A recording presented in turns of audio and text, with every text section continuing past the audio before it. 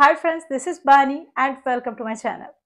বন্ধুরা, আজকে আমি তোমাদের জন্য কিছু ইম্পর্টেন্ট সেন্টেন্স নিয়ে এসেছি আর তার সাথে সাথে কিছু ইম্পর্টেন্ট স্ট্রাকচার নিয়ে এসেছি। দেখো, ইংরেজি বলার ক্ষেত্রে আমাদের কিছু স্ট্রাকচারের ব্যবহার সবসময় করতে হয়, আর ঠিক সেই কারণে এই ধরনের ইউজফুল স্ট্রাকচারগুলোর সাথে তোমাদের পরিচিত থাকা দরকার। আর তার সাথে সাথে কিছু বাংলা বাক্যও আমরা আজকে দেখব, কিছু ট্রিকি বাংলা বাক্যগুলোকে আমরা দেখব যে এই ধরনের বাংলা বাক্যগুলোকে আমরা ইংরেজিতে কি করে ট্রান্সলেট করতে পারি। তো তোমরা বুঝতে পারছো আজকের ভিডিওটা কতটা ইম্পর্টেন্ট। প্রত্যেকটা সেন্টেন্সকে খুব মন দিয়ে দেখো, প্রত্যেকটা স্ট্রাকচারকে খুব মন দিয়ে দেখো আর ভালো করে বোঝার চেষ্টা করো। আমি এক্সাম্পলের মধ্যে দিয়ে তোমাদেরকে বুঝিয়ে দেওয়ার চেষ্টা করব। তো আজকের ভিডিওটা কিন্তু খুবই ইম্পর্টেন্ট, খুবই ফ্রুটফুল হতে চলেছে। তোমরা কোথাও যাবে না, আমার সাথে ভিডিওটা একদম শেষ পর্যন্ত থাকবে। যারা চ্যানেলে নতুন অর্থাৎ প্রথম আমার ভিডিও দেখছো তারা প্লিজ চ্যানেলটাকে সাবস্ক্রাইব করে নিও, তাহলে যখনই আমি ভিডিও আপলোড করব তোমরা নোটিফিকেশন পেয়ে যাবে। তো আর দেরি না করে চলো শুরু করা যাক আজকের ভিডিও। চলো সবার আগে কিছু সেন্টেন্স দেখা যাক। বাংলায় আমরা প্রায় বলে থাকি, আমার যেটা করার ছিল আমি করেছি, আমার যেটা বলার ছিল আমি বলে দিয়েছি, আমার যেটা জানার ছিল আমি জেনে নিয়েছি। আবার আমরা এভাবে বলে থাকি, যার যাওয়ার ছিল সে চলে গেছে, যেটা হারানোর ছিল সেটা হারিয়ে গেছে। তো এই ধরনের সেন্টেন্স আমরা কিভাবে তৈরি করব? আজকে আমরা শুরুতে এই ধরনের কিছু সেন্টেন্স দেখব। সবার আগে আমরা যে সেন্টেন্সটা দেখব সেটা হলো, আমার যা করার ছিল আমি করে ফেলেছি। I have done what I had to. I have done what I had to. That means I have done what I had to do. এবার যদি আমি বলি, আমার যা বলার ছিল আমি বলে দিয়েছি। I have said what I had to. I have said what I had to say. দেখো, এখানে আমরা সেন্টেন্সটা যদি এরকম অর্থ করতে চাই, আমার যা বলার ছিল, আমার যা বলার দরকার ছিল আমি বলে দিয়েছি, তাহলে সেন্টেন্সটা কি হবে? I have said what I needed to. I have said what I needed to. আমার যা শোনার দরকার ছিল আমি শুনে নিয়েছি। I have heard what I needed to. এবার যদি আমি বলি, আমার যেটা স্বীকার করার ছিল আমি করেছি, সেন্টেন্সটা কি হবে? I have admitted what I had to. I have admitted what I had to. আমার যেটা স্বীকার করার দরকার ছিল আমি সেটা করেছি। I have admitted what I needed to. That means I have admitted what I needed to admit. তোমরা বুঝতে পারছো এই ধরনের সেন্টেন্স আমরা কিভাবে তৈরি করছি। আরো কিছু এক্সাম্পল দেখো। যদি আমি বলি, আমার যা বোঝার ছিল আমি বুঝে নিয়েছি। I have understood what I had to. I have understood what I had to. That means I have understood what I had to understand. যদি আমি বলি, আমার যেটা পাওয়ার ছিল আমি সেটা পেয়ে গেছি, সেন্টেন্সটা কি হবে? I have got what I had to get. I have got what I had to. শুধু আমরা what I had to ও বলতে পারি। যেটা আমার পাওয়ার দরকার ছিল আমি সেটা পেয়ে গেছি। সেন্টেন্সে যদি আমরা দরকার এরকম অর্থ করি, তাহলে সেন্টেন্সটা কি হবে? I have got what I needed to. I have got what I needed to get. Actually আমরা এখানে what I needed to get এটারই অর্থ করতে চাইছি। স্পোকেন ইংলিশে আমরা নিডেড টু গেট এর ব্যবহার করি না। তো সেন্টেন্সটা কি হবে? I have got what I needed to. এটুকুই যথেষ্ট। তো এক্সাম্পলগুলোর মধ্যে দিয়ে আমার মনে হয় তোমরা বুঝতে পারছো এই ধরনের সেন্টেন্স আমরা কত সহজেই তৈরি করতে পারি। এবার আমরা একটু অন্য ধরনের সেন্টেন্স দেখব। বাংলায় আমরা প্রায় বলে থাকি, যেটা হারানোর ছিল সেটা হারিয়ে গেছে। সেন্টেন্সটা কি হবে? What was to be lost is lost. What was to be lost is lost. অর্থাৎ যেটা হারানোর ছিল সেটা হারিয়ে গেছে। আরেকটা এক্সাম্পল দেখো। যদি আমি বলি যে চলে যাওয়ার ছিল সে গেছে। The one who was supposed to go has left. The one who was supposed to go has left. তোমরা বুঝতে পারছো এই ধরনের সেন্টেন্স আমরা কিভাবে তৈরি করতে পারি। আরেকটা এক্সাম্পল দেখো। আমার যা দেখার ছিল আমি সব দেখে নিয়েছি। এই ধরনের সেন্টেন্স আমরা প্রায় বলে থাকি। তো এই সেন্টেন্সটাকে আমরা কিভাবে ট্রান্সলেট করব? I have seen all I needed to. I have seen all I needed to. অর্থাৎ I have seen all I needed to say. তো এই ছিল কিছু ট্রিকি ইংলিশ সেন্টেন্স। আমার মনে হয় প্রত্যেকটা সেন্টেন্সকে তোমরা বুঝতে পেরেছো। এই সেন্টেন্সগুলোকে আমরা ঠিক কিভাবে তৈরি করছি, আর বাংলায় ট্রিকি সেন্টেন্সগুলোকে আমরা কত সহজে ইংরেজিতে ট্রান্সলেট করতে পারি তোমরা বুঝতে পেরেছো। এবার আমরা দেখব কিছু ইম্পর্টেন্ট স্ট্রাকচার, যে স্ট্রাকচারগুলোকে আমরা প্রতিদিন ব্যবহার করে থাকি।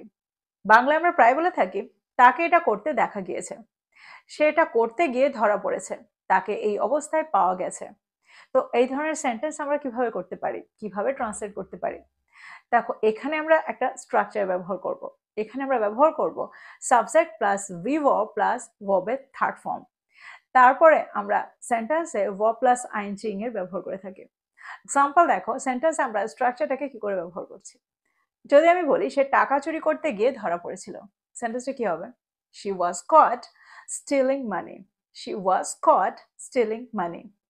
যদি আমি বলি ছেলেটাকে একা একা কাঁদতে দেখা গিয়েছিল, অর্থাৎ ছেলেটাকে একা একা কাঁদতে পাওয়া গিয়েছিল, সেন্টেন্সটা কি হবে? The boy was found crying alone. The boy was found crying alone. তোমরা বুঝতে পারছো স্ট্রাকচারটাকে আমরা কিভাবে তৈরি করছি, সেন্টেন্সের স্ট্রাকচারটার ব্যবহার আমরা কিভাবে করছি। যদি আমি বলি তাকে গভীর রাতে বাড়িটাতে ঢুকতে দেখা গিয়েছিল, সেন্টেন্সটা কি হবে? He was seen entering the house late at night. He was seen entering the house late at night.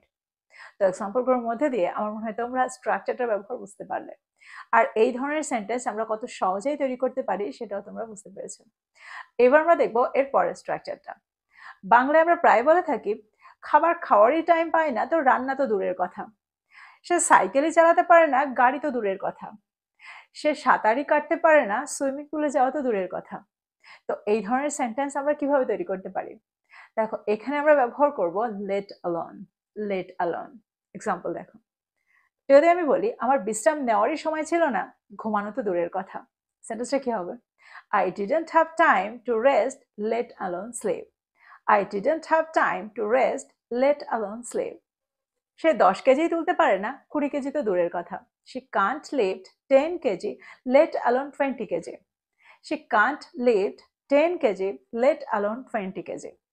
তোমরা বুঝতে পারছো let alone এর ব্যবহার আমরা সেন্টেন্স এখানে কোন অর্থে করছি। আরেকটা এক্সাম্পল দেখো, আমার খাওয়ারই সময় হয় না, রান্না করা তো দূরের কথা। I don't have time to eat, let alone cook. I don't have time to eat, let alone cook. তো এক্সাম্পলগুলোর মধ্যে দিয়ে আমার মনে হয় তোমরা বুঝতে পারছো সেন্টেন্সে আমরা লেট অ্যালোনকে এখানে কোন অর্থে ব্যবহার করছি। এবার আমরা দেখবো এর পরের স্ট্রাকচারটা। বাংলায় আমরা প্রায় বলে থাকি কোনো পরিস্থিতিতেই এটা করবে না। কোনো পরিস্থিতিতেই দরজাটা খুলবে না। কোনো পরিস্থিতিতেই মিথ্যে বলবে না। কোনো পরিস্থিতিতেই তোমার মিথ্যে বলা উচিত নয়। তো এই ধরনের সেন্টেন্স আমরা কিভাবে তৈরি করতে পারি? এখানে আমরা ব্যবহার করব আন্ডার নো সার্কামস্টেন্সেস। কিন্তু এখানেও একটা ট্রিক আছে। এক্সাম্পল দেখো তোমরা বুঝতে পারবে। যদি আমি বলি কোনো অবস্থাতেই তোমার মিথ্যে বলা উচিত নয়, সেন্টেন্সটা কি হবে? Under no circumstances should you lie. Under no circumstances should you lie. দেখো এখানে আমরা সেন্টেন্সে আন্ডার নো সার্কামস্টেন্সেস এর পরে একটা মোডাল ভার্বের ব্যবহার এখানে করেছি। এরকমটা কেন? দেখো আমরা এই ধরনের সেন্টেন্সে অর্থাৎ এই স্ট্রাকচারের ব্যবহার যখন করব সেন্টেন্সটাকে ঠিক এইভাবেই তৈরি করব। অর্থাৎ আন্ডার নো সার্কামস্টেন্সেস এর পরে আমরা একটা ভার্বের একটা হেল্পিং ভার্ব একটা মোডাল ভার্বের ব্যবহার করে থাকি। এখানে আমরা সরাসরি সেন্টেন্সটাকে রাখতে পারি না। এবার প্রশ্ন হচ্ছে সেন্টেন্সটাকে তো আমরা ঘুরিয়েও বলতে পারি। আমরা তো এটাও বলতে পারি you should not lie under no circumstances. তাহলে কি সেন্টেন্সটা সঠিক? দেখো এক সেন্টেন্সে অর্থাৎ একই সেন্টেন্সে আমরা দুবার নেগেটিভ ওয়ার্ডের ব্যবহার করতে পারি না। তো ইউ শুড নট, এখানে আমরা নট এর ব্যবহার করেছি, আন্ডার নো সার্কামস্টেন্সেস। তো এখানেও আমরা নো এর ব্যবহার করছি, সেন্টেন্সটা কিন্তু সম্পূর্ণ ভুল। তাহলে সেন্টেন্সটাকে আমরা কিভাবে বলতে পারি? দেখো এই সেন্টেন্সটাকে আমরা আরো একভাবে বলতে পারি। আমরা এটাও বলতে পারি you should not lie under any circumstances. You should not lie under any circumstances. তো তোমাদের এটুকু মনে রাখতে হবে যখন আমরা সেন্টেন্সে আন্ডার নো সার্কামস্টেন্সেস এর ব্যবহার করব তারপরে আমরা একটা মোডাল ভার্ব বা একটা হেল্পিং ভার্বের ব্যবহার করে থাকি। কিন্তু সেন্টেন্সে যখন আমরা আন্ডার এনি সার্কামস্টেন্সেস এর ব্যবহার করব তখন আমরা সেন্টেন্সে নট এর ব্যবহার করতে পারি, অর্থাৎ আর একটা নেগেটিভ ওয়ার্ডের ব্যবহার করতে পারি। কারণ আন্ডার এনি সার্কামস্টেন্সেস এখানে কোনো নেগেটিভ ওয়ার্ড নেই।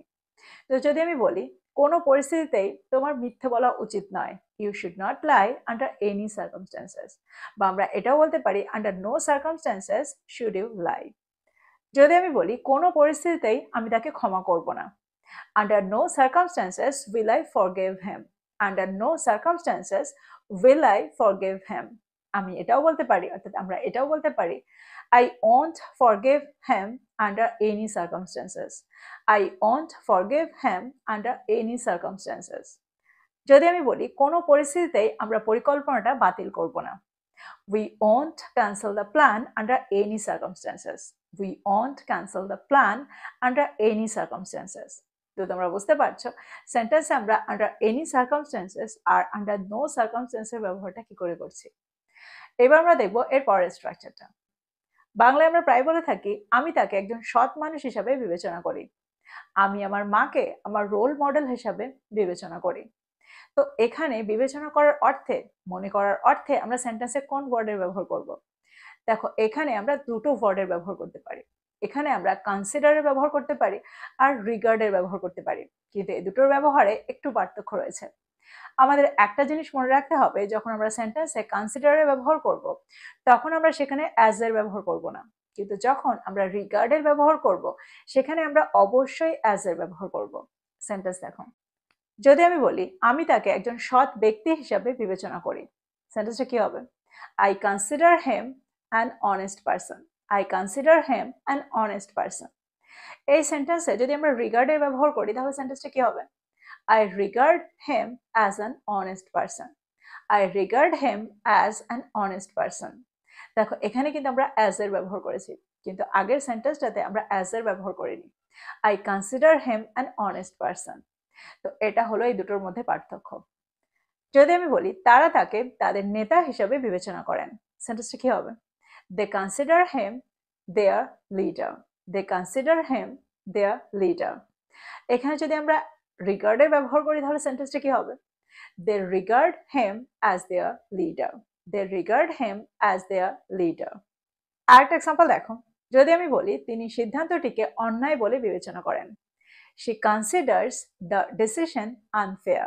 She considers the decision unfair.